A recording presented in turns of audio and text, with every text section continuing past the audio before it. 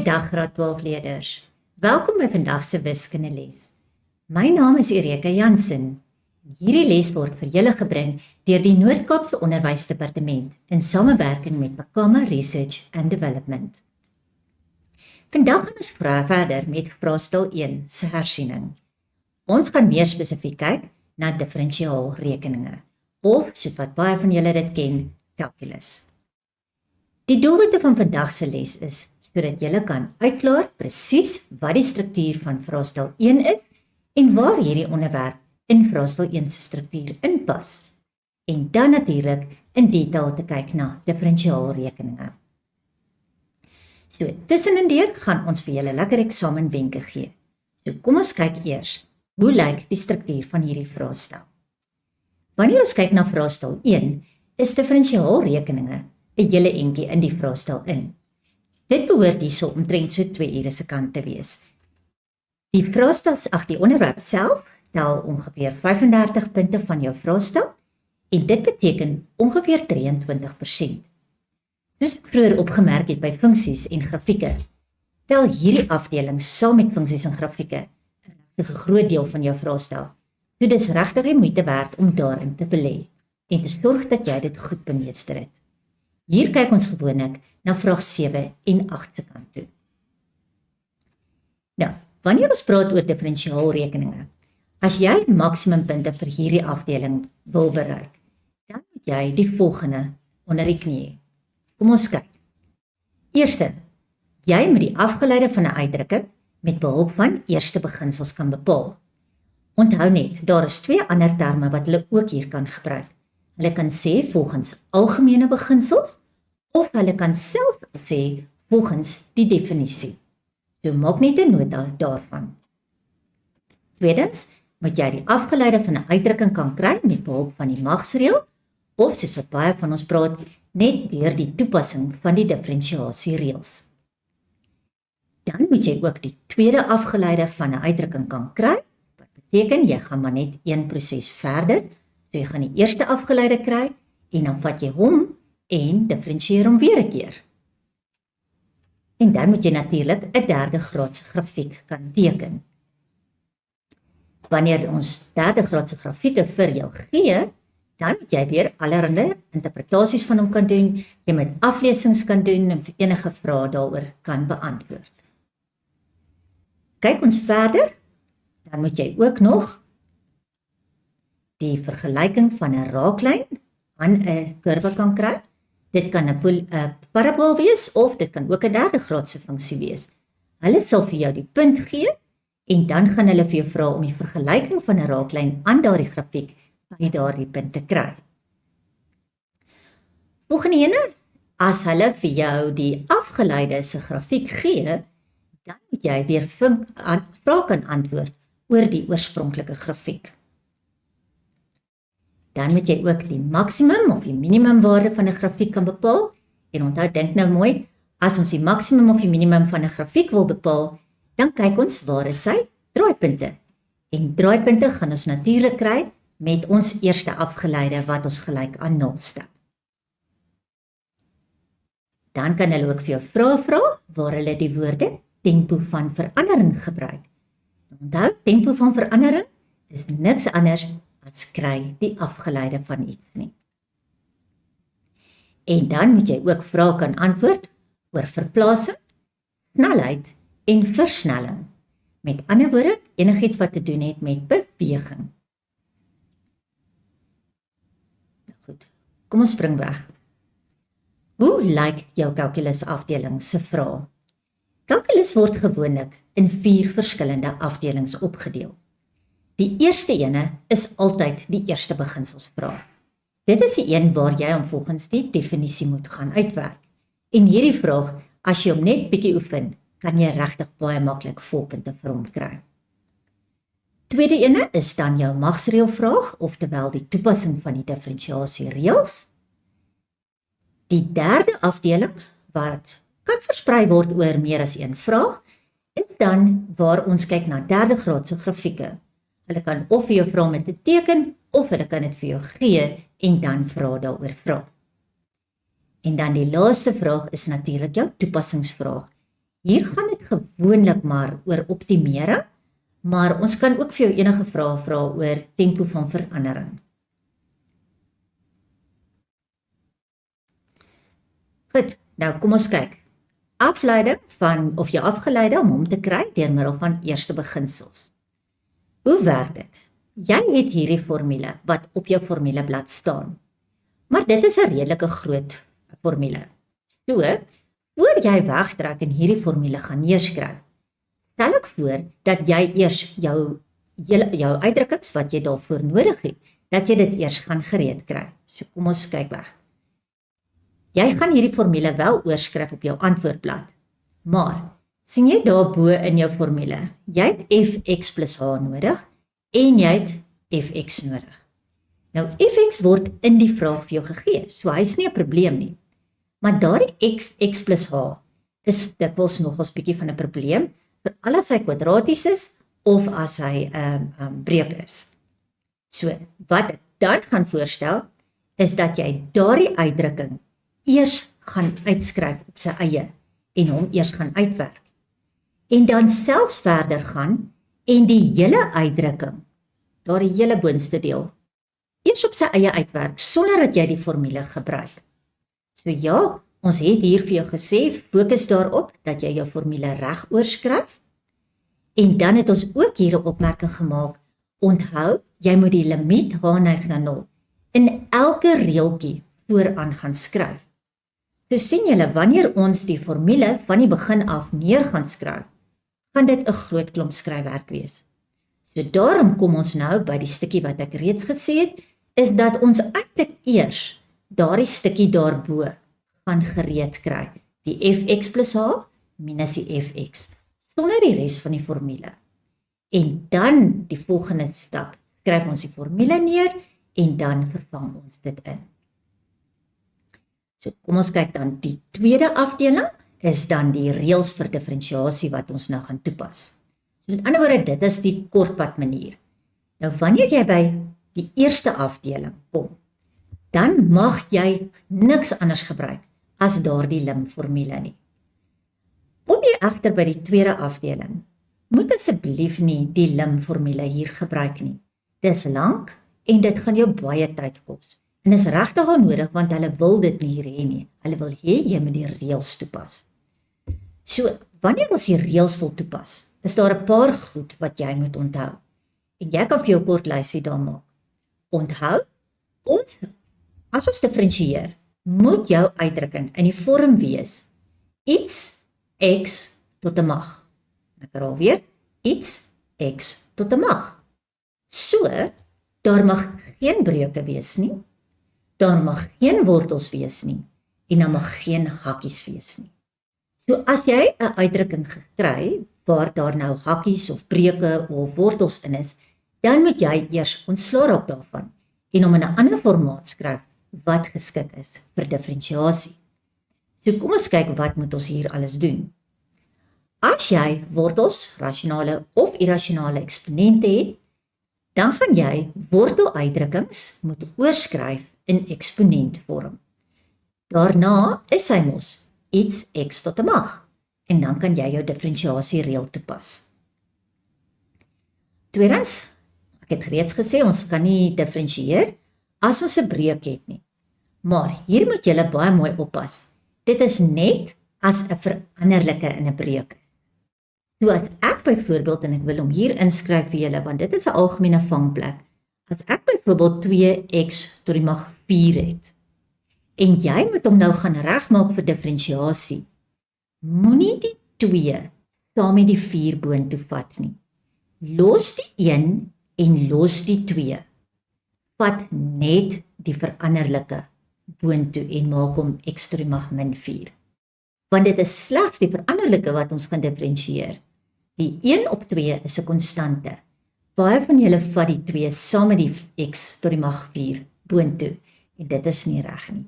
Jy kan dit wel doen, maar ja, ons wil mos nou nie negatiewe eksponente daar hê nie. So, die breuke gaan dan natuurlik nou, die veranderlike gaan boontoe en jy verander die teken van die eksponent. Wat as ons hakkies het? As jy hakkies het, dan moet jy die hakkies eers alles gaan uitmaal en vereenvoudig. En daarna gaan jy terug na jou gewone differentiasiereël wat jy gaan toepas. Dan baie belangrik, ons gaan later in die les gaan ons daaraan raak. Jy moet baie seker maak van met betrekking tot watter veranderlike differentieer jy. Wanneer ons begin met differentiasie, leer ons gewoonlik net vir jou die reëls. Maar een van die formate sê dx of dy dx. Daar onderste x ignoreer ons gewoonlik in die begin bietjie. Ons lê nie baie klem daarop nie. Maar later sal jy sien, dit is belangrik met betrekking tot watter veranderlike ons differentieer. Want dit gaan bepaal watter een jy die reël gaan toepas en watter ene gaan jy sien as 'n konstante. Goed. As ek nou kyk na 'n derde graadse uitdrukking. As hulle kom en hulle sê vir my, skets hierdie uitdrukking. Dan gaan jy eers vir my kyk na die teken van jou A-waarde. So dis daardie A daar jou voor. As hy positief is, dan gaan jou grafiek stygend begin. So as ek nou die vorm hier kan teken, dan gaan ek vir jou dit so teken. Hy gaan gewoonlik van daardie vorm wees. Ek leer vir my kinders so, jou helling hier is aanvanklik positief. So as jou A positief is, moet jy begin met 'n positiewe helling. As jou A negatief is, kom ons doen hom sommer daar, dan moet jou grafiek dalend begin. En dan sal hy ongeveer daardie vorm wees. Daar is 'n uitsondering waar ons net een draaipunt gaan hê, maar ons sal later meer daaroor praat. So vir nou, onthou die A-waarde sê vir jou met watter helling jou grafiek moet begin. Dan moet jy belangrik onthou dat jy al die punte van belang moet aandui op jou skets. Jy kan nie net kolletjies maak nie. As dit nie op as is nie, dan moet jy die volle koördinate by daardie punte skryf. So kom ons kyk wat is al die punte van belang. Dis eerstens al jou x-afsnitte. Hoe kry ons nou weer x-afsnit? Stel jou y gelyk aan 0 en dan gaan jy natuurlik jou derde graadse uitdrukking moet gaan faktoriseer. Nou hierdie faktorisering kan jy op enige manier doen wat vir jou gemaklik is. Dit maak nie regtig saak nie, hulle gee nie vir ons hierso regtig aanduiding of enigstens punte vir die metode wat jy gebruik nie. Jy kan net hom op jou manier, of jy dit met langdeling of met sintetiese deling of hoe jy dit ook al wil doen, jy kan dit op jou eie doen. So dis ons x-afsnitte. Goed, hoeveel x-afsnitte kan 'n derde graadse vergelyking min of meer hê? Daardie graad van my uitdrukking sê dit vir my. Hy kan 3 verskillende sê. Dit is wel moontlik dat hy minder het. So hy kan byvoorbeeld net 2 hê. Dit gaan gebeur wanneer ek 'n derde graadse uitdrukking het wat 'n draaipunt op die as het. So kom ons teken byvoorbeeld net een gou-gou hier sodat ek net vir julle wys. Dis as ek byvoorbeeld so iets sien. Dan gaan ons 1 x-afsnit daar hê en ons gaan 2 gelyke x-afsnitte hê. So ons het eintlik nog steeds 3 x-afsnitte, maar 2 van hulle is nou net gelyk aan mekaar. Dan is dit natuurlik ook moontlik dat ek hierdie situasie kan hê. Met ander woorde dat ek net 1 x-afsnit het. Nou, as jy 'n bietjie meer gevorderde wiskunde doen, dan sal hulle vir jou vertel dat jy eintlik nog steeds 3 x-afsnitte, maar die ander 2 is nie in jou verwysingsraamwerk nie, want dit is wat ons noem komplekse wortels en dit is buite die bestek van ons syllabus. So, onthou, x-afsnitte, maksimum 3 van hulle. Dan jou y-afsnit, dis waar ons x-waarde 0 maak. Dit is altyd baie maklik, want as jy na die standaardvorm gaan kyk, as jy x 0 maak, val daar ene weg, en die tweede een val weg, en die derde een gaan wegval. So, jy kan of x 0 maak, of jy kan sommer net direk na die waarde van d gaan kyk. Dis jou y-afsnit. Dan kom ons by die draaipunte. Die draaipunte is maklik, ons vat ons eerste afgeleide en ons stel hom gelyk aan 0. Want onthou, Jou eerste afgeleide gee vir jou die helling van die raaklyn. En sodra ons by 'n draaipunt is, of dit nou 'n maksimum of 'n minimum draaipunt is, as ek daar na die raaklyn kyk, dan is my helling van my raaklyn 0, want is 'n presiese horisontale lyn. Nou, wanneer jy 'n draaipunt se x-waardes opgelos het, moenie vergeet dat jy moet ook die y-waardes gaan kry nie. Hoekom het ons dit nie by x en y afsnitte gekry nie? Want daardie twee was op die asse, so jy het reeds geweet wat is die ander waarde. Maar by draaipunte kan dit enige plek op jou assestelsel hê. So, as jy die x-waardes gekry het, dan soek jy daarna die y-waardes en dit gaan ons kry deur terug te vervang in die oorspronklike grafiek. Baie van julle raak de mekaar oor waar moet ek terugvervang. Onthou, y is mos 'n ander naam vir fx. So, as jy die y-waarde soek, sê hierdie vir jou, jy moet gaan terugvervang in die oorspronklike grafiek. Dan wat betref die buigpunt, dit is nou waar die tweede afgeleide gelyk is aan 0, dit hoef jy slegs aan te dui op jou skets, as die vraag pertinent daarvoor vra. So as dit nie gevra word nie, dan hoef jy dit nie aan te dui nie. Neem net kennis van die ander naam. Ons kan dit ook die punt van infleksie of infleksiepunt ook noem. So maak maar seker dat jy albei die terme ken, want hulle wissel dit nogals af in vraestelling.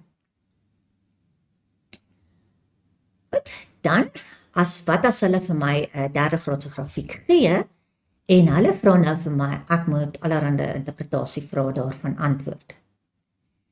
Belangrik wat jy moet onthou is, wat is die betekenis van elkeen van my afgeleides? Die eerste afgeleide van 'n funksie gee vir my die gradiënt van die raaklyn by 'n spesifieke punt aan daardie funksie. As die eerste afgeleide gelyk is aan 0, beteken dit, dis 'n horisontale lyn, wat beteken ek is by 'n draaipunt. As jou eerste afgeleide positief is, dan beteken dit die grafiek is stygend. En as die eerste afgeleide negatief is, beteken dit die gradiënt is negatief en my grafiek is dan dalend. Dan kom ons by die tweede afgeleide. Die tweede afgeleide van 'n funksie help om my te vertel bietjie meer oor die konkaviteit van 'n grafiek. Nou, wat beteken konkaviteit? Ek noem dit sommer, dit sê vir my of hy 'n bakkie en of hy 'n bergie is. So, kom ons kyk gou wat moet die ou tweede afgeleide wees.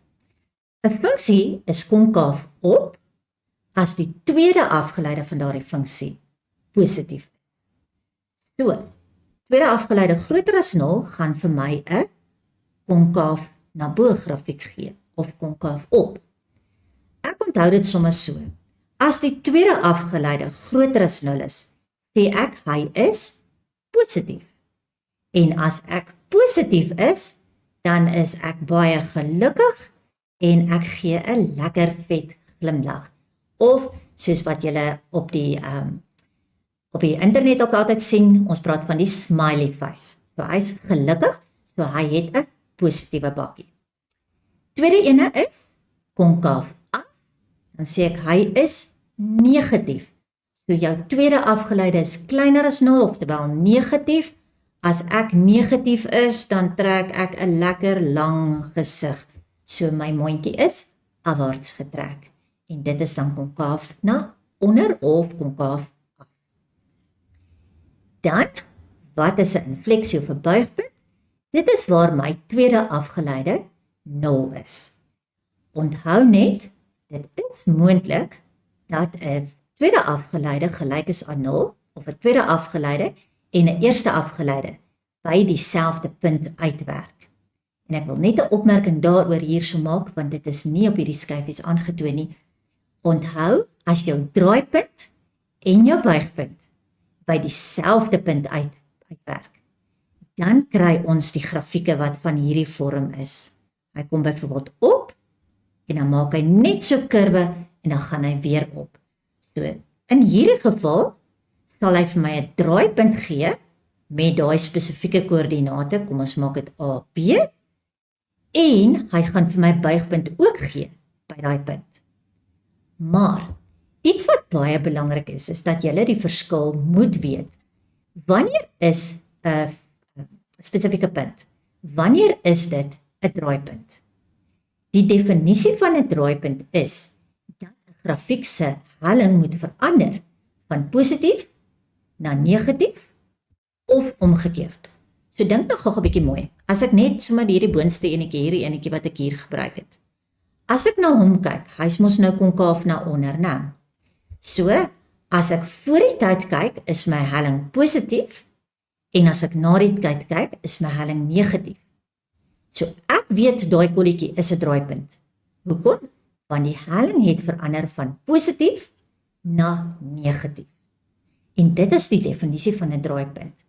Hulle het 'n klompie jare terug het hulle in die matriekvraestel vir die kinders gevra, hoekom was 'n spesifieke punt 'n draaipunt? En toe het verskriklik baie kinders het gesê, want die eerste afgeleide is gelyk aan 0. Pas op, dit is nie die korrekte antwoord vir daardie vraag nie. Hoekom? Om te sê die eerste afgeleide is gelyk aan 0, is die metode hoe jy 'n draaipunt uitwerk. Dit is nie die definisie van 'n draaipunt nie. Hoekom kan ek daai stelling maak? Want as jy weer na die grafiek hier heel onder kyk, by daardie punt wat ek nou aangedui het met 'n AB, sal die eerste afgeleide wel gelyk wees aan 0. Maar voor daai punt is die helling positief en na daardie punt is die helling positief. So daardie punt is nie 'n draaipunt nie, want die grafiek het nie verander van stygend na dalend of van dalend na stygend nie. So dis net ietsie belangriks om te onthou. Definisie van 'n draaipunt, dis waar die grafiek verander van stygend na dalend of omgekeerd. En dan buigpunt is waar die grafiek verander van konkaviteit. So, as ek byvoorbeeld 'n grafiek het wat so loop en kom ons sê hy gaan daar af en hy gaan weer op, dan sal my buigpunt ongeveer daar lê, want die eerste gedeelte van my grafiek is konkaaf na onder en die tweede gedeelte van die grafiek is konkaaf na bo. So die buigpunt is die punt wat die konkaviteit of aandui waar die konkaviteit verander het. 'n Opmerking is dat die buigpunt lê ook halfpad tussen jou twee draaipunte. Maar ek beveel tog aan, as hulle vir jou vra waar is die buigpunt, gebruik eerder die tweede afgeleide gelyk aan 0, as om te sê dis die middelpunt tussen daardie twee punte van jou draaipunt. Goed, nou verdere interpretasievrae wat hulle vir ons kan vra by ons derde graadse grafieke. Hulle kan vir my ook vra, vir watter waardes van x sal fx konkaaf op wees.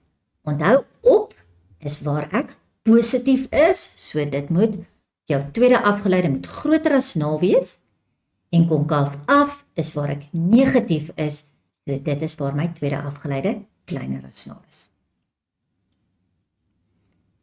Kyk, wat kan hulle nog vra? Dan kan hulle ook vir my vra, waar is die grafiek stygend of waar is hy dalend? Ek dink gou 'n bietjie mooi. Stygend het te doen met die helling. So as hy stygend is, moet sy helling mos positief wees.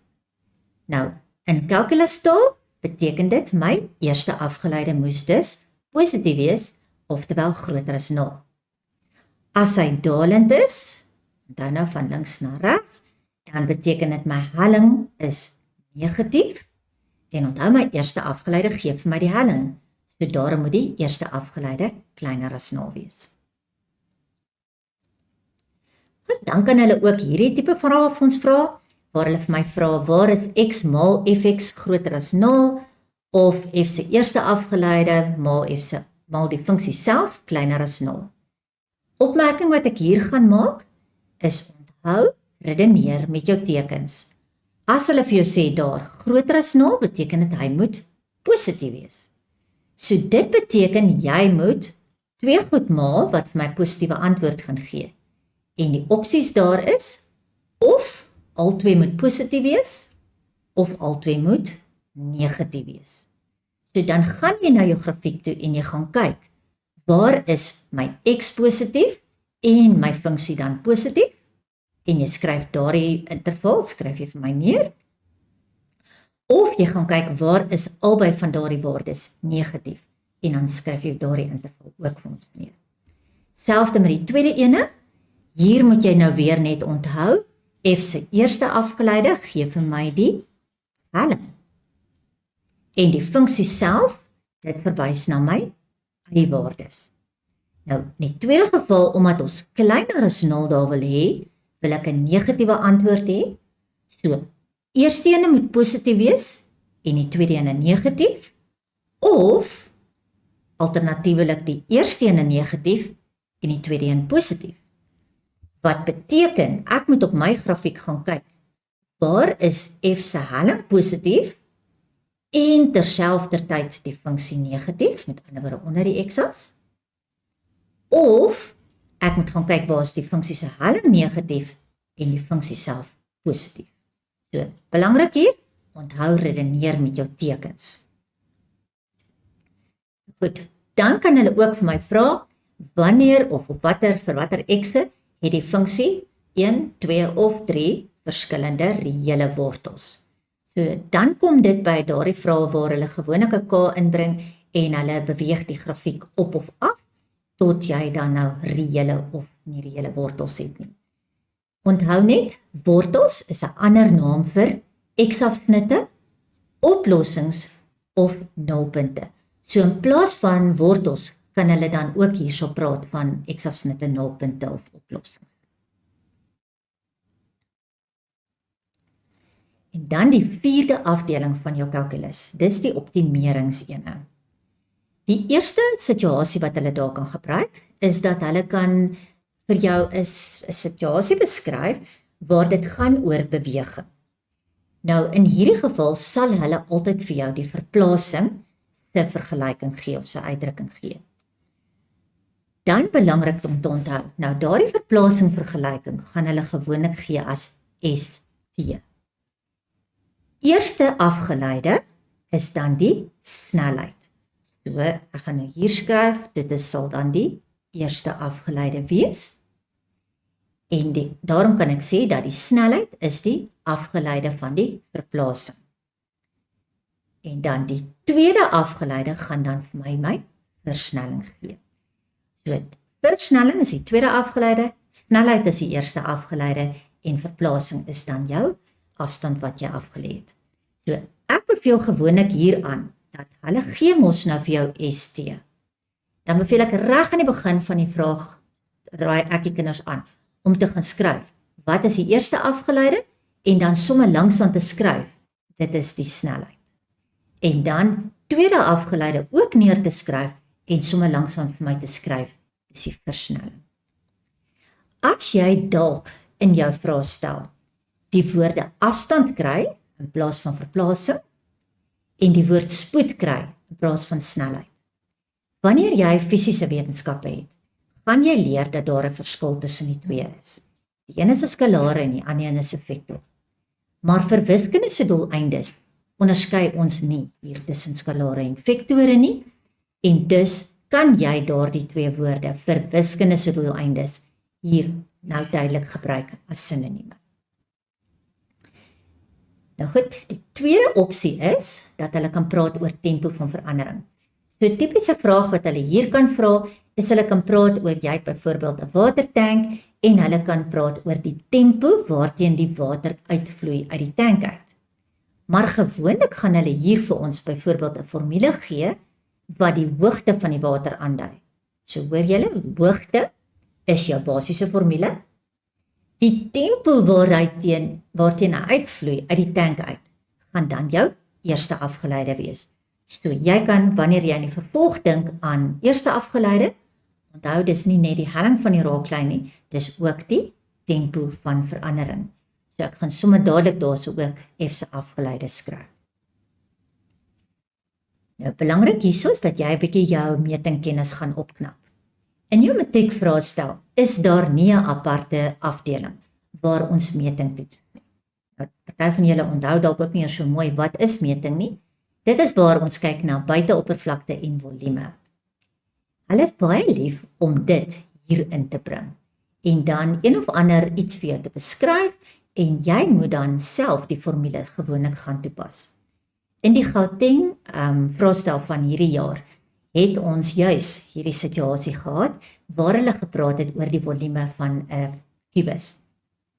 So kom ons kyk, wat moet jy wel ken? Al die basiese regte prisma formules. Aan die ander woorde, jou kubus, jou reghoekige prisma, jou driehoekige prisma en jou silinder. Daardie formules moet jy self ken. Hulle gaan dit nie vir jou gee nie, jy moet dit ken. En dan moet jy ook seker maak dat jy nie net die volume nie, maar ook die buiteoppervlakte se formules ken. Dan wat betref die ander, die keel, die sfeer en die piramide. Daar doen hulle gewoonlik die volgende. Hulle gee gewoonlik vir jou so 'n blokkie en dan sê hulle daar vir jou, hier's 'n paar volume formules. So hulle skryf net, volume is gelyk aan en hierdie formule, volume is gelyk aan en nog 'n formule en hulle gee vir jou so 2 of 3 van hulle. Maar hulle gaan nie vir jou bysê watter een is watter ene nie. So dan moet jy die regte ene daarvan kan herken uit daai lys uit. Maar ek dink tog ek wil aanbeveel, gaan leer daardie formules sodat jy dit regtig sommer uit jou kop uit kan ken. Kom ons maak gou net ons lysie. Ons kyk gou of ons nou alles gedek het wat ons onder diferensiaalrekeninge moet kan doen. Ons moet probleme met limiete kan oplos. Nou, dit koppel aan ons eerste afdeling waar ons gevra het dat jy die eerste beginsels moet gebruik om die afgeleide van 'n grafiek te kry. So dit is punt 1 en 2. Dan moet jy die diferensiasiereëls kan toepas of as jy dit ken as die magreël, dit kan jy ook daar gebruik. Dan moet jy probleme kan oplos met betrekking tot die helling en die helling by 'n punt. Dit kom direk na die toepassing van die reëls. Kan jy baie keer 'n vraag kry wat iets in die lyn gaan wees van byvoorbeeld kry die vergelyking van 'n raaklyn of kry die vergelyking van 'n lyn wat loodreg is op die raaklyn. So iets in daai lyn, dit kom gewoonlik direk na die toepassing van die reëls. Dan kan ons ook vra dat jy die faktorstelling moet gebruik om jou derde graadse polinoom te gaan faktoriseer.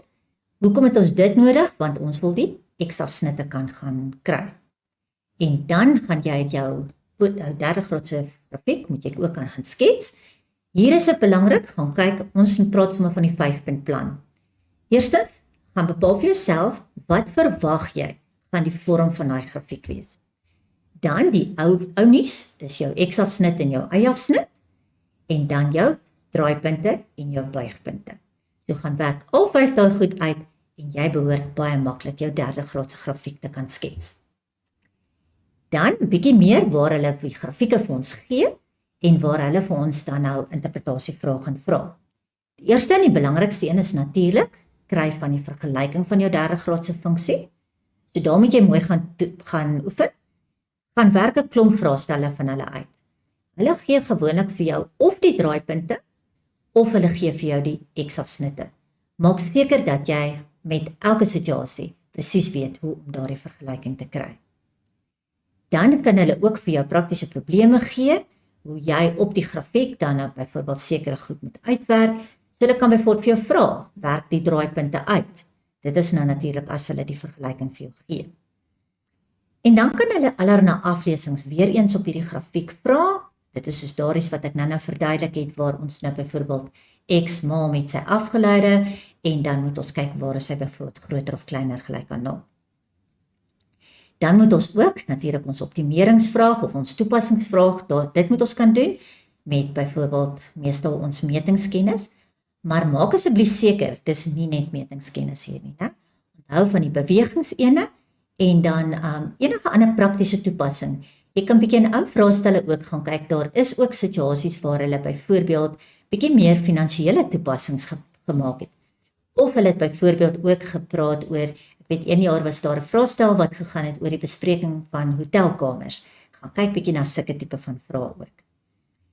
Dan praktiese toepassings van ons diferensiasiekennis op grafieke en dan ook vrae oor tempo van verandering en dan ook met betrekking tot beweging. Nou, ons het nou baie gepraat oor wat kan ons te wagte wees, maar kom ons gaan kyk hoe lyk dit regtig in 'n eksamenvraestel. Hierso, soos beloof, eerste vraag is, jou vraag oor eerste beginsels. Jy kry basies 3 variasies hierso. Die een is dat hulle vir jou 'n reguitlyn grafiek gee, so fx is gelyk aan byvoorbeeld 2x plus 5, of 'n kwadratiese een, soos in hierdie geval, of die derde ene is die breukene. Nou goed, so die eerste beginselsvraag, dit moet jy met daai lang formule gaan doen. As jy hom kortpad gaan doen, dan gaan hulle vir jou 0 gee. En dan die 9.2, dit is waar jy jou diferensiasiereëls gaan toepas. Die eerste een is baie maklik, hy is reguit, maar die tweede ene gaan jy eers bietjie regstellings moet doen, want ek sien daar klaar, ek het wortels, ek het hakkies en ek het breuke. So kom ons spring weg met die eerste beginselsvraag. Soos voorheen gesê, gaan ons nie sommer direk begin met daai volumformule nie. Ons gaan eers ons fx, wat ons reeds het, vat, en ons gaan fx plus h eers uitwerk. Nou onthou, as jy hierdie twee goed reg bokant mekaar skryf, sal jy sien, al wat jy doen is, vervang net die x daarso met x plus h. So oralste waar ek 'n x het in my formule, vervang ek nou met x plus h. En selfde daar aan die regterkant, ons vervang hom met x plus h. Dan vat jy hierdie uitdrukking en jy gaan hom uitmaak. Nou ek het sommer direk hierso uitgemaak en toegemaak met die 2. Ek sal nie regtig aanraai dat jy dit so die een stap spring nie. Ek stel voor dat jy eers die hakkie kwadraat uitmaak en onthou, jy mag nie net die kwadraat inmaal nie. Dit is 'n hakkie kwadraat met 'n plus binne-in. So jy moet of die kortpadreël ken of jy moet jou hakkie 2 keer gaan uitskryf. En onthou dan maal ons eers die hakkies uit en daarna maal ons elke term met 2. So ons het hom nou hierso sommer klaar uitgemaal en gemaal met 2. En dan maal jy die agterste ene, maal jy ook die minus 3 in. En dan natuurlik gaan kyk jy altyd of hier ietsie is wat jy verder kan vereenvoudig. Dit gebeur nogal baie dikwels dat daar nie regtig iets is wat daar gaan vereenvoudig nie. Dan die volgende stap sê jy vir jouself, in die limformule het ek mos aan die bokant van die breuk, het ek hierdie formule daarso wat ek nodig het. So nou gaan ek sommer klaar, ek vat fx plus h, wat daar 'n hele lang uitdrukking daar is, en sien julle hierso het ek hom daar geskryf, minus, en dan fx. Fx is dit wat hulle oorspronklik in die vraag vir my gegee het, dit kom aan die agterkant. Baie belangrik is, die fx plus h kan jy maar direk neerskryf. Maar die agterste funksie, as hy uit meer as een term bestaan, baie belangrik dat jy nie daardie hakkies sal vergeet nie. Hoekom? Want daai minus gaan elkeen van daai se tekens verander. Dan trek jy hom af, jy gaan nou eers jy hakkies natuurlik uitmaak, en dan trek jy af plus minus, en jy vereenvoudig. Nou die uitdrukking wat daar oorbly, al die terme moet 'n h bevat. As jy daar eindig met iets wat nog net wat nie 'n h in het nie, dan weet jy het fout gemaak.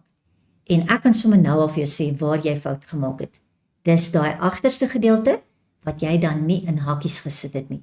Met ander woorde, jy sou dan gekry het minus 3x en hier vroeër is ook 'n minus 3x. En dan sou jy gekry het minus 6x. En dan sou jy nie 'n term gekry het daarso met 'n h nie. So wees baie versigtig. Nou het ek die volle teller, het ek nou klaar lekker in vereenvoudigde vorm, so nou gaan skryf ek my formule oor. En onthou, maak baie seker van die formuleblad af, dat jy hom nie verkeerd oorskryf nie. En maak ook seker dat jou lim daar voor is, en hy die hele tyd daar bly, en dat jy ook nie 'n is gelyk aan of iets anderste tussen die lim en die breuk insit nie. So nou gaan ons hele teller vang met dit wat ons daar as resultaat gekry het. So hy kom nou daarin. Dan sê ek, goed, maar ek kan nog steeds nie H0 maak nie, want maak ek H0, dan het ek 'n ongedefinieerde breuk hierso. So ek gaan die teller vat en ek gaan H uithaal by elkeen van hulle, so ek faktoriseer die teller, en dan gaan hierdie H's mekaar lekker uitkanselleer. En dan eindig ek met 'n uitdrukking wat dan nou 4x plus 2h minus 3 is, en nou mag ek die h maar 0 gaan maak. En sodra ek die h 0 gaan maak, gaan die uitdrukking of die term met die h gaan wegval, en dan kry ek 'n antwoord daarso net van f se afgeleide is gelyk aan 4x min 3. Nou, jy het reeds die volle kalkulus afdeling afgehandel. So, jy kan teruggaan en jy kan jou eie antwoord gaan toets. Vat nou die oorspronklike uitdrukking en doen hom met die kortpad met die reëls. Die 2 gaan mos vorentoe, 2 maal 2 is 4, x tot die mag 1. En dis presies wat ek hier onder het. En die tweede term, die x gaan net wegval, so dit word min 3.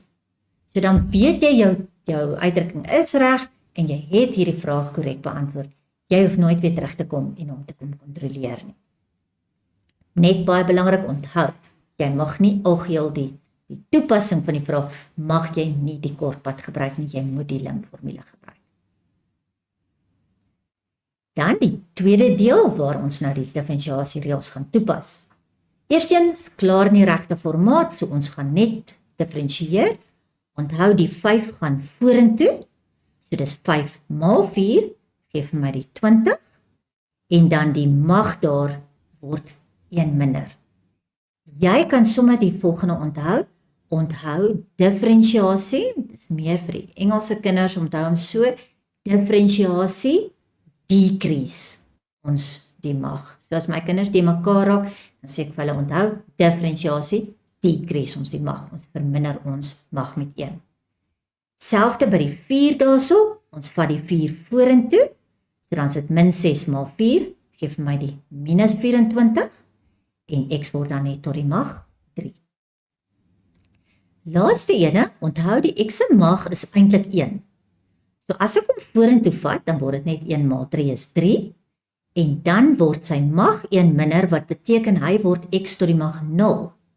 Maar x tot die mag 0 is net 1, so hy gaan wegval. So daarom as jy net 'n x het in 'n uitdrukking, dan val hy weg. Nou die volgende ene het eers bietjie herstelwerk nodig. Ons kan hom nie differentieer soos wat hy daar is nie. So nou gaan ek eers gaan, en ek gaan vir myself sê, goed, daardie derde magswortel van x, dit pla my. So ek los die minus 'n half, want onthou voor daai wortel staan dan ons eintlik 'n 1. So die minus 'n half los ek rustig op sy plek, want dit is net 'n konstante. En dan skryf ek die derde magswortel as x tot die mag 'n derde. By die tweede ene, vat ek eers hierdie x wat daar onder die lyn staan. Hy pla my omdat hy 'n breuk is. En let wel, slegs die x gaan boontoe, sien julle daar? Ek los die 3 waar hy is, want hy is 'n konstante. So dan word dit 'n derde x tot die mag min 1. Maar dan moet ek nog ontslaa raak vir my hakkies. So, volgende lyntjie, onthou, los die eerste gedeelte. Jy kan nog nie differentieer hier nie.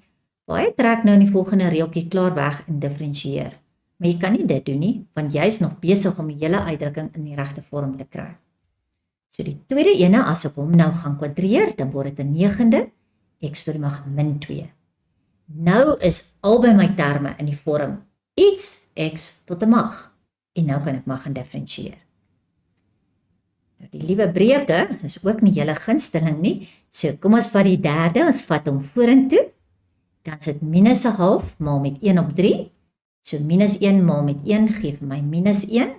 En 2 maal 3 gee vir my 6. So dis minus 6de. X tot die mag 1 op 3. En jy wil nou 1 aftrek. Ek sê gewoon vir my kinders, maar vat hom so. En sê net, in plaas van 1 af te trek, maak dit 3 op 3. Jy kan mos dieselfde noemer hierso kies, en jy maak hom net 3 op 3. As dit 4 sou gewees het, maak hom 4 op 4. Dan is 1/3 minus 3/3, geef my minus 2/3. Tweede breuk, die minus 2 gaan vorentoe, dan word dit minus 2 op 9, en die x word met 1 verminder, so dit word x tot die mag 3. Die eintlike reël sê, ons moet verkieslik nie ons antwoorde met negatiewe eksponente los nie. Hulle is nie in elke vraestel streng daaroor nie, maar in party vraestelle wil hulle tog hê, ons moet dit omgeskakel het na positiewe eksponente. So die eerste enetjie se eksponent is negatief, daarom vat ek die x onder die lyn toe, die -1 en die 6 bly waar hulle is, vat net die x onder toe, en dan in plaas van -2/3, hy dan positief. Selfs met die tweede ene, los die 2 op die 9 waar hulle is, vat net die x tot die mag -3 onder toe, en dan word hy x tot die mag 3. Reg, hier trek ons nou los met die grafieke. Die eerste ene gee hulle vir my die standaardvorm van hierdie grafiek. Hulle sê vir my hy draaipunte by die oorsprong, daar's die enetjie, en die ander een se koördinaat gee hulle ook. So ek het die draaipunte. Dan sê hulle ook vir my, A is die x-afsnit, so daar's hy aan die regterkant. Jy moet dan vir my gaan aantoon dat hierdie A en B, dis nou daardie A en B wat hulle in die vraag gegee het, moet jy gaan aantoon dat jy by daardie waardes gaan uitkom. Mense, onthou, jy mag nie hierdie waardes vat en hulle gaan indruk in die vergelyking in en vir my sê, maar kyk, dit werk nie.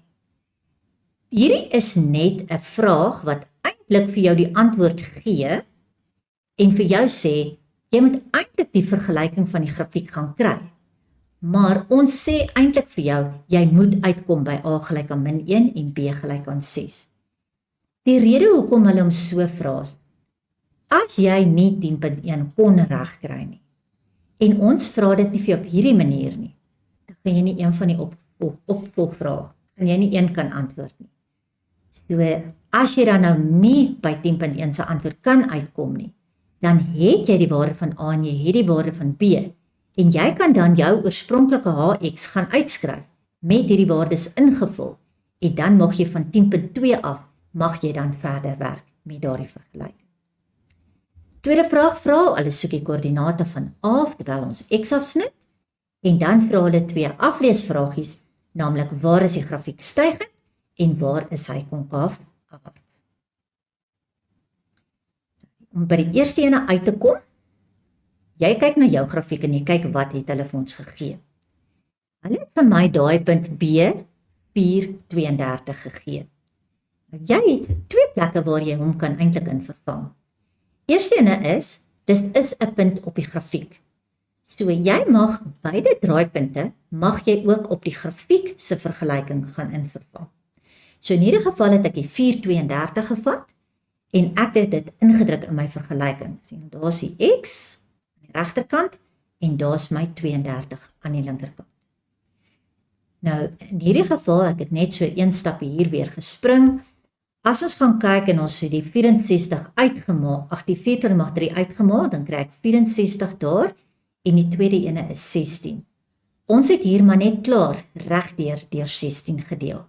Ek sou egter nie aanraai dat jy die stap skip nie, maar gaan skryf vir ons eerder, 32 is gelyk aan 64a plus 16b, en die volgende stap kan jy dan nou regdeur gaan deel deur 16. So daar kry ek nou een uitdrukking in terme van A en B. Dan, omdat ek weet ek gaan later gelyktydige vergelykings gaan doen, het ek nou sommer direk hier gesien, maar daardie B kan ek baie maklik alleen kry.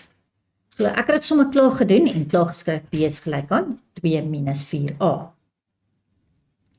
Nou soek ons 'n tweede uitdrukking.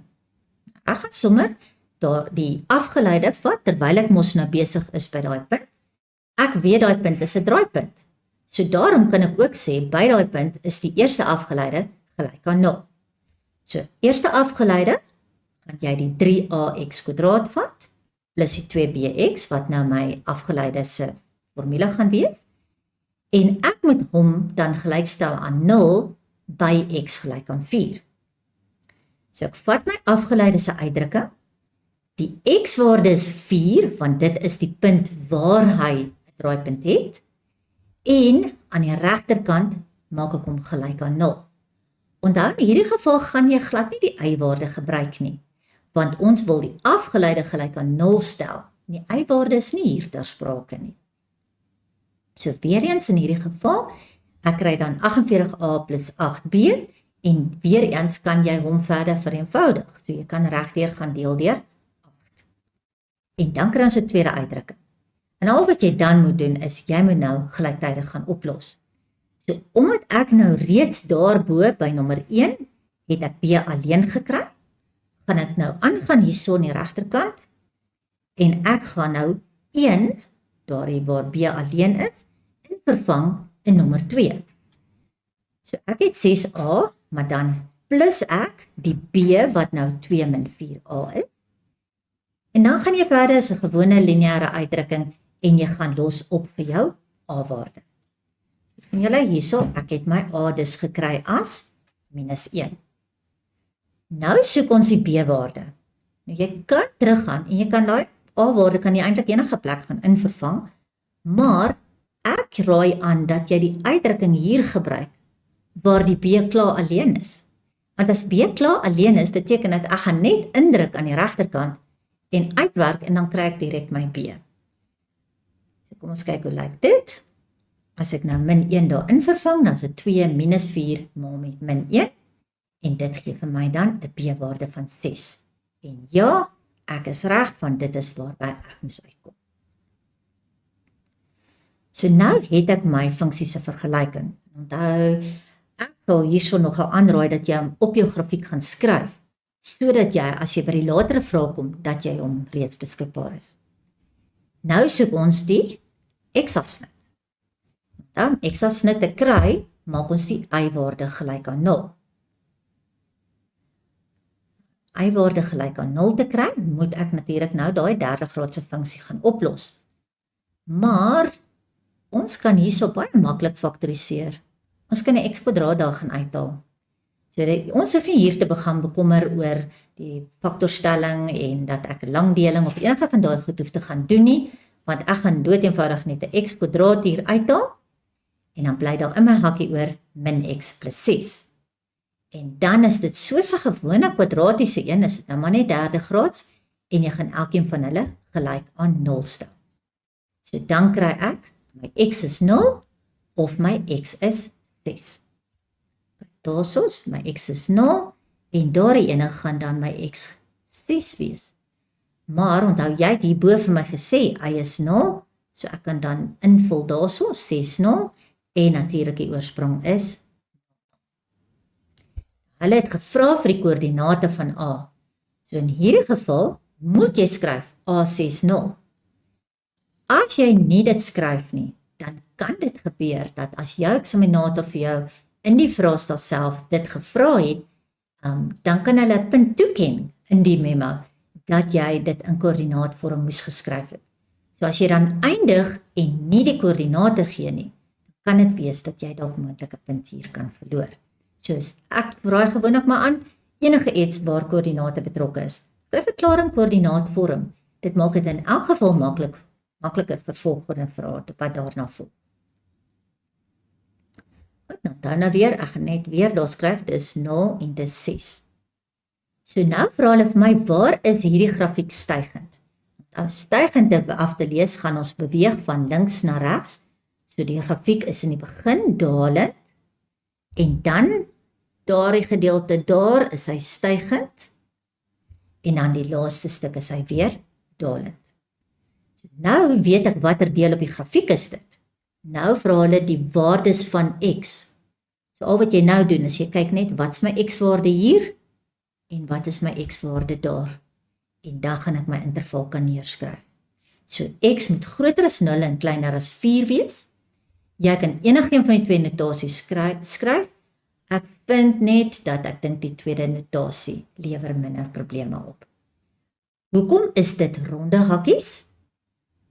By daardie punt en by hierdie punt is dit 'n draaipunt.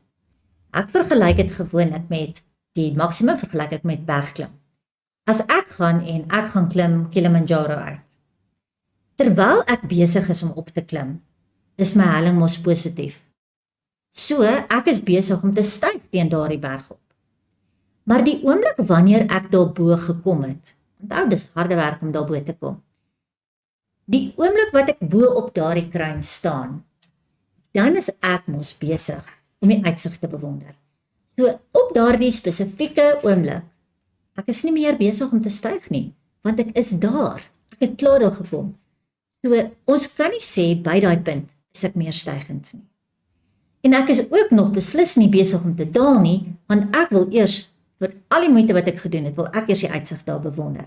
So daarom gaan ek vir myself sê, by daai spesifieke punt is ek nie stygend of dalend nie. So daarom is albei die grense is uitgesluit. Dieselfde geld vir 'n minimumpunt. Daar sê ek gewoonlik, kom ek gooi jou in 'n diep gat. Die oomblik wat jy daaronder is jy nie meer stygend nie, of jy is nie meer dalend nie, maar jy is ook nog nie stygend nie. Jy lek eers jou wonde, want jy is nou in 'n diep gat. So, dis maar net so tong in die kies. Onthou, draaipunte is nooit ingesluit nie. Wat wel ingesluit is as hulle waardeversameling vir jou gaan vra.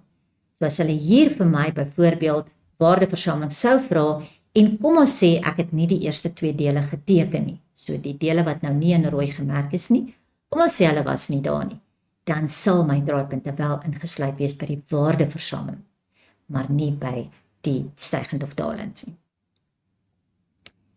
Tweede vraag het gevra, waar is hy konkaaf afwaarts?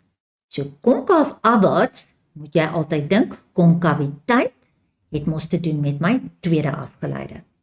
So jy moet nou eers gaan kyk, wat is jou tweede afgeleide? Oorspronklike funksie was dit gewees. Eerste afgeleide sou dan word 3 vorentoe, so dis min 3x², plus 2 vorentoe, soos 12x. Om die tweede afgeleide te kry, doen jy die proses net weer 'n keer, so dan word dit min 6x plus 12. Jy wil konkaaf afwaarts hê, so jou tweede afgeleide moet kleiner as 0 wees, want jy is nou afwaarts, so hy's negatief.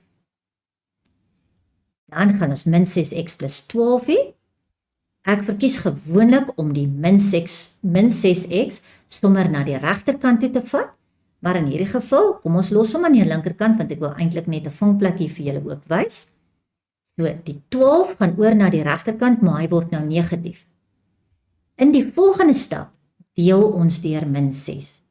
Maar, sodra jy deel deur 'n negatiewe getal aan beide kante, jy onthou dat daardie ding moet omdraai. So daarom verkies ek eerder om die kinders te leer om hom oor te vat na die regterkant toe, sodat hy klaar positief is. Goed, kom ons doen nog 'n vraag. Dit kom uit die Oos-Kaap se vraag 8 en van September 2022.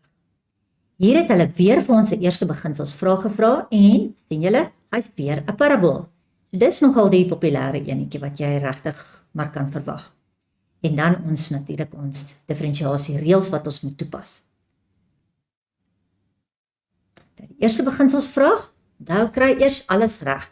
Ek vergelyk dit soos hierdie kosprogramme op TV, waar die persoon wat nou die program aanbied, staan gewoonlik agter 'n toonbank, soos wat ek nou hier het, en dan is dit gewoonlik baie handig, want hulle sê sommer, ons gooi dit by, en ons gooi dat by, en ons gooi dit by, maar hulle vat altyd sulke bakkies, waar al die verskillende goed is klaar voorberei, dis klaar geskil, dis klaar gekap, hulle vat maar net daai bakkie en hulle gooi in. So, pas dit hier ook toe. Kry eers alles wat jy vir jou formule gaan nodig hê, kry dit eers gereed. Ons het ons fx, so fx plus h, gaan ons nou die x plus h invervang, oral in die plek van x. Jy gaan uitmaal en vereenvoudig. En dan gaan jy ook fx plus h minus fx uitwerk, en ontslaa raak van sy hakkie deur daar agter in te maal. Dan kry jy 'n uitdrukking wat as volg lyk. Na vereenvoudiging natuurlik nou, né? Dan gaan skryf ons formule reg oor van die formuleblad af, en ons druk hierdie uitdrukking wat ek nou daarmee geëindig het, en natuurlik baie kleiner is as enige van daai boonstes, gaan druk hom nou hier in die plek van ons teller. So dan lyk my formule so. Ek is op die regte pad, want ek sien al my terme het 'n h in. Haal die h gemeenskaplik bo uit, kanselleer hom uit, en ek eindig met lim van min 6x min 3h plus 1. Nou kan ek wel die opdrag gaan uitvoer, naamlik om my h 0 te maak, Sodra ek die H nul maak, val daai middelste gedeelte weg en my antwoord is dan min 6x plus 1. Kom ons gaan toets dit gou kortpad. Hierdie eerste enetjie, sy eksponent is 1, so hy gaan vorentoe, dan word dit 1x tot die mag 0, wat maar net 1 is. Die 2 gaan vorentoe, dan sit min 6x. So dis min 6x plus 1, en dit is presies wat ek hieronder gekry het. So nou weet ek hy's reg. Tweede vraag, toepassing van reëls. Hier is 'n probleempie daar, so ek moet eers aandag gee aan hom. Kry eers die formaat in die regte vorm deur my x² boontoe te vat, en dan word sy eksponent negatief. En nou kan ek gaan diferensieer. 4 gaan vorentoe, so dis 4 maal 3 is 12x tot die mag 3. En die tweede ene, as ek hom vorentoe vat, word dit min 2 maal met 4 gee my min 8 en x tot die mag min 3. Weereens, vat maar liewerste daardie ene ondertoe. Ons weet nooit wat spesifiseer hulle in die memo nie. Dalk gaan hulle hierdie keer vir ons 'n punt gee daarvoor. So maak net x mag weer positief. Tweede enetjie is daardie vraagie waar. Julle ruk terug in die begin het ek gesê, ons moet baie seker maak met betrekking tot watter veranderlike diferensieer ek. En hier is nou 'n handige vraag om dit te illustreer. Eerste ding wat ek egter sien is weer eens daai wortel. So ons kry hom in die regte formaat. Dit word dan 6x tot die mag 1/2. Nou, as ek nou diferensieer y met betrekking tot x, beteken dit my x is my veranderlike. So ek gaan hom vir myself merk daar. Dit is my veranderlike. Enigiets anderste hanteer jy as 'n konstante. So hierdie a² wat hier voor staan, sien jy niks anders as wat jy byvoorbeeld 3x² gehad het. Die 3 is 'n konstante. Jy doen niks met hom nie, hy bly net daarvoor. So as ek nou hierdie gaan diferensieer, dan gaan die a² gaan daar bly, sien julle, hy het net so afgekom hieronder. En onthou as ek net 'n x het, dan in die volgende stap val hy mos nou weg. Die tweede deel van die half vorentoe, helfte van 6 is 3, en x se mag word 1 minder, so 'n half minus 1 geef my min 'n half. En dan gaan ek weer net daardie enetjie net onder toe vat, sodat sy eksponent positief kan word. Ek wil gou teruggaan na hom toe. As ons daardie verander het na DI, DA, dan sou jy daardie hele agterkant gesien het as 'n konstante.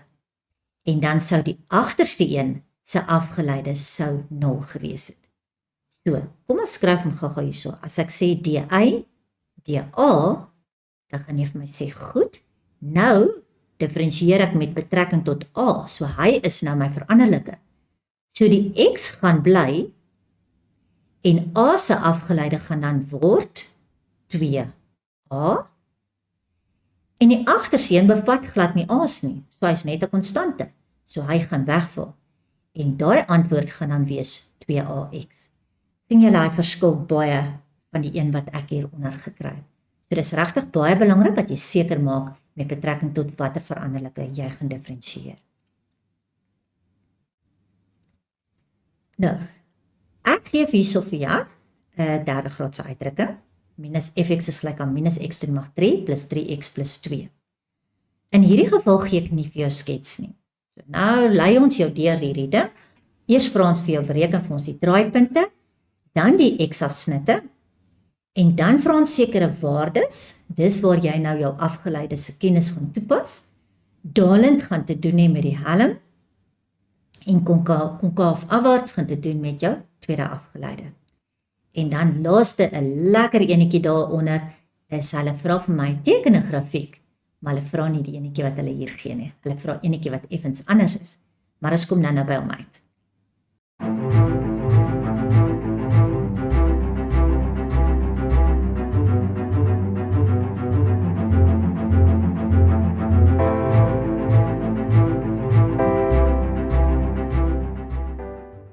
So, kyk ons na hierdie funksie, en hulle sê die koördinate van draaipunt. Draaipunt hoor ek altyd, dan sê ek dadelik vir myself, f se afgeleide moet gelyk wees aan 0. Dis soos, ek wil amper sê soos kodewoorde, wat jy maar net moet gaan leer. So, ons eerste afgeleide is dan nou min 3x² plus 3, en ek moet dit gelykstel aan 0. As ek dit gelykstel aan 0, dan gaan ek regdeur kan deel deur 'n min 3, so dan kry ek x² min 1 is gelyk aan 0, ons het daai stappietjie nou nie hier aangedui nie, en dan gaan die 1 oor na die regterkant. So hier is 2 moontlike antwoorde, x kan nou plus of minus 1 wees. Maar onthou, draaipunte is enige plek op jou asstelsel, so jy moet nou nog steeds die y-waardes ook gaan kry. So jy moet elkeen van hierdie x-waardes vat, en gaan terugdruk in die oorspronklike vergelyking in, sodat jy sy bypassende y-waarde kan uitwerk. So druk ek die x gelyk aan 1 in, dan kry ek 'n y-waarde van 4, en druk ek 'n x van min 1 in, dan gaan jy 'n y-waarde van 0 kry. So my 2 draaipunte is dan nou hierdie kombinasie, 1, 4, en min 1, 0. Nou, gewoonlik werk dit bietjie beter as jy nou nie, maar in eksamen kan jy dit nou nie doen nie, maar as jy gewone klaswerk doen, dan leer ek my kinders sommer om hierdie te highlight, en dan staan hulle lekker uit. Maar sorg dat hulle prominent iewers te staan, sodat jy, wanneer jy in 'n vraestel werk, daardie punte dadelik beskikbaar het later. Tweede enetjie het gevra vir die x-afsnitte, so daar moet ons y0 maak. Nou in hierdie geval is dit nou nie so eenvoudig nie. Onthou julle die vorige ene het net x'e en geen konstantes ingehaat nie. So in hierdie geval gaan ek nou 'n uitdrukking kry waar my linkerkant 0 is, maar my regterkant is nie baie maklik faktoriseerbaar nie. Eerste ding wat ek sou doen is ek sou daai minus dalk wegdeel. So dit gaan beteken dat jou tweede en jou derde term gaan dus nou negatief word. Dan weer eens, jy mag self kies hierso, hoe jy daardie wil faktoriseer. Dis jou keuse. Jy kan sintetiese deling, langdeling gebruik, maak nie saak nie. Solank jy hom gefaktoriseer kan kry, eerste hakkie gaan x plus 1 wees, en dan die tweede hakkie gaan x² min x min 2 wees. Dit kan ook wees dat jy die ander hakkie, een van die ander hakkies eerste gekry het, die volgorde maak glad nie saak nie. En dan die tweede hakkie is 'n kwadratiese uitdrukking wat verder kan faktoriseer. Nou in hierdie geval sal jy sien, hier's 2 hakkies wat identies is. Sodra jy 2 hakkies skryf wat identies is, dan weet jy, dit is nie net 'n x-afsnit nie, dit is 'n draaipunt op die x-as. So my x-afsnitte gaan dan in hierdie geval x gelyk aan min 1 wees, of x gelyk aan 2. En ek gaan sommer vir myself klare nota maak, daardie weet ek al klaar, gaan 'n draaipunt wees. Dit is net in koördinaatvorm. Dan gaan ons nou aan, waar is my grafiek dalend? Onthou, dalend het te doen met ons eerste afgeleide, want die eerste afgeleide gee die helling van 'n grafiek. Ons gaan terug, gaan kry die eerste afgeleide, en ek sê my eerste afgeleide gaan nou wees min 3x² plus 3, en hom wil ek dan dalend hê, so hy moet negatief wees. Dalend te kry, is my eerste afgeleide in hierdie geval nou 'n kwadratiese uitdrukking. So nou moet jy oppas, onthou 'n kwadratiese uitdrukking moet jy gewoonlik, meeste van ons leer ons kinders, jy moet 'n parabooltjie gaan teken, want nou moet jy 'n sekere gebied vir my gaan inkleer.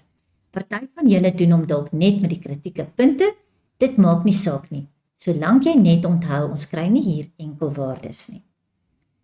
In my geval het ek eers regdeur gedeel deur 'n minus 3, maar onthou daar, die ding daarso, draai om.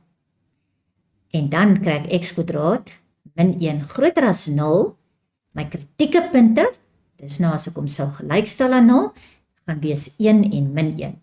So min 1 kom daar en 1 kom daar. En omdat dit groter as 0 is, beteken dit ek moet kyk na die deel wat bokant lê. Wat beteken ek gaan daar inkleer as ek die parabooltjie metode gebruik. En dan kan ons net ons antwoord gaan aflees. So x moet kleiner as min 1 wees, of x groter as 1. Hoekom weet ek hierso, dis kleiner as en nie gelyk aan ook nie. Jy gaan terug na dit wat jy daar gehad het. Dit moet kleiner as 0 wees, daar's nie 'n is gelyk aan ter sprake nie, so jou antwoord kan ook nie is gelyk aan wees nie. En ook hierdie middelste woordjie, dit kan nie en wees nie. Dis nie moontlik vir jou om byvoorbeeld in hierdie klas te wees, kom ons sê dit is iemand, kom ons sê dit is nou jou wiskunde klas, en kom ons sê die ander kant sou jou nasklas gewees het. Dis nie moontlik vir jou om in 2 verskillende klasse gelyk te wees nie.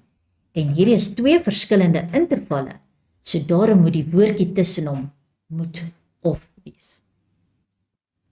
So nou het ek my antwoord daar gekry. En dit was nou toepassing van ons eerste afgeleide. Kom ek agter by konkaaf afwaarts, dan weet ek moet ek aanbeweeg na my tweede afgeleide. En omdat hy afwaarts is, beteken dit is daardie vorm, wat beteken ek is negatief. So my tweede afgeleide moet ek kleiner as 0 stel.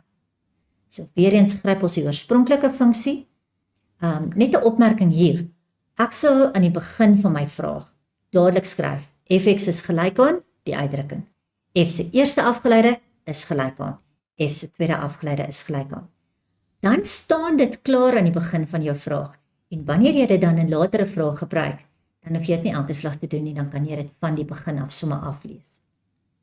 So ons eerste afgeleide en dan nou ons tweede afgeleide in hierdie geval, die 2 gaan vorentoe, so dit word net min 6x. Maar onthou ons het gesê, hy is afwaarts, so daardie tweede afgeleide moet kleiner as 0 wees. En as min 6x kleiner as 0 is, gaan jy net moet deel deur min 6, maar, oepsie, daardie ding moet mos nou weer omdraai, as ek deel met 'n minus. Dit beteken, ek gaan dan kry dat x is groter as 0. Nou kom ons by hierdie meneertjie. Dis 'n baie lekker een. Hulle het in hierdie hele vraag met die oorspronklike grafiek daar gewerk. Wat jy by hierdie tipe van vraag moet sien, is die aanpassing wat daar gedoen is. In hierdie spesifieke grafiek het hulle oralste waar daar 'n x-waarde gestaan het, dit vervang met x min 3. Wat beteken hierdie grafiek het 3 regs geskuif.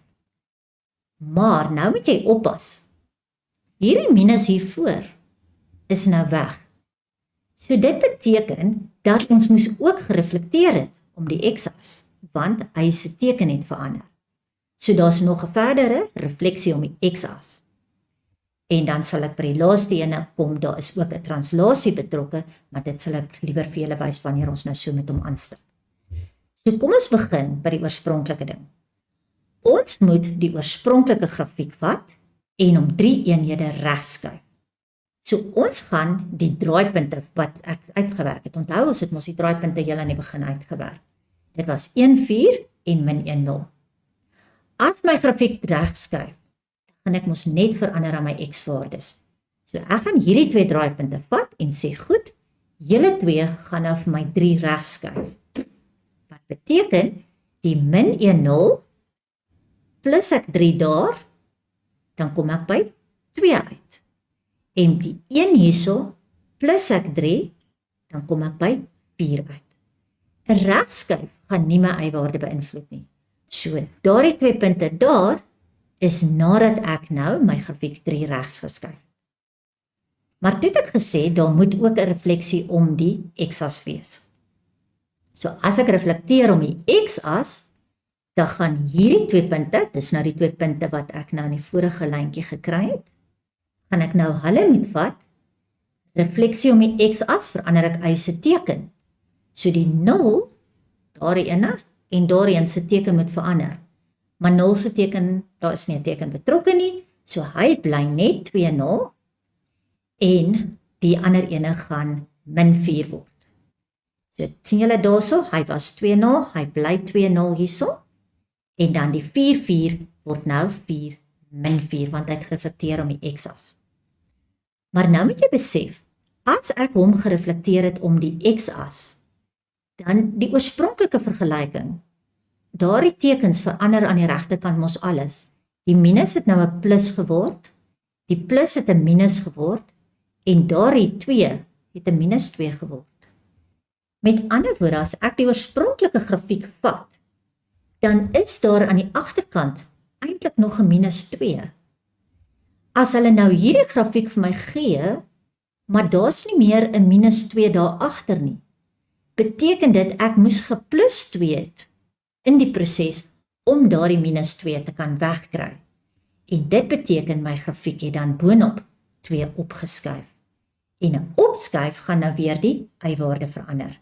So die 2,0, die y-waarde word geplus met 2, so hy word 2,2.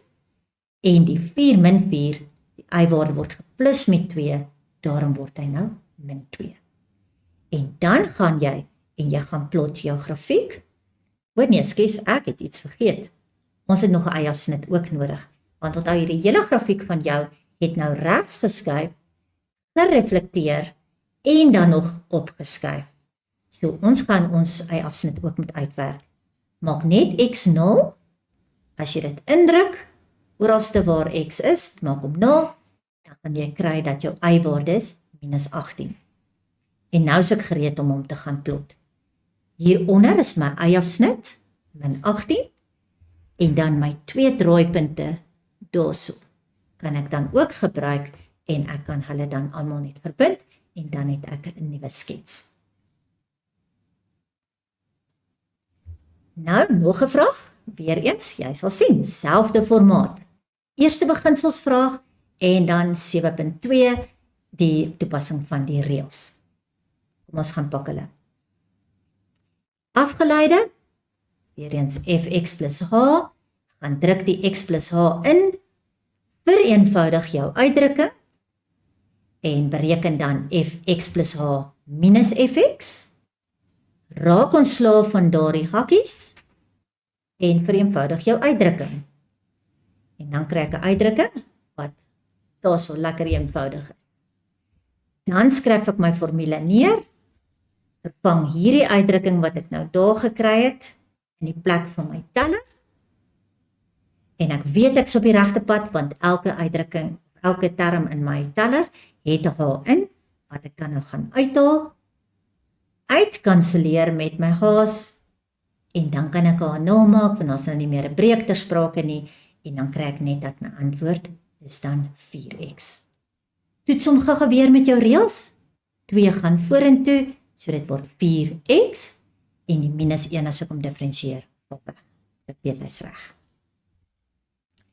Tweede ene, toepassing van ons reëls, daardie ene is nie in die regte formaat nie.